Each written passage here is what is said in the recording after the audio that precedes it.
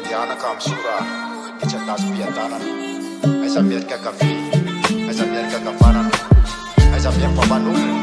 fa mety be le mpanaratsy zay tadobolananareo rehefa afakatsoatsy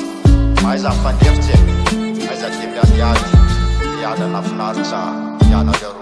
Ona ifalina amorina mpianakavy izana amin'ny avaka fa miantoko any hoavy ora ray vatondro any ahonany safidy rehefa tonjo lenirina sy fanaraka any ankizy ka ifampitaona rehefa avy mifandamitsy azon'iza ora rana fefa vita amin'ny planiny ka eroso am'le dingana voniny fa mofo hotateraka izy anio fa tsy ho nofinofy fotoana ray vatondro tato manana tantara tsy foana fa haharitra rehefa lahatra sy anjara alefan'le atoko se mentsy sy sitako tena vokatsofo ka tsy afaky fametaka efa tena resy latsa de mipera-tsaporofo zay lefa leona volamena tsy mba mify eo anatrian'ireo avana vita mpiarapelona olambanina kosa tsy voniny fambelona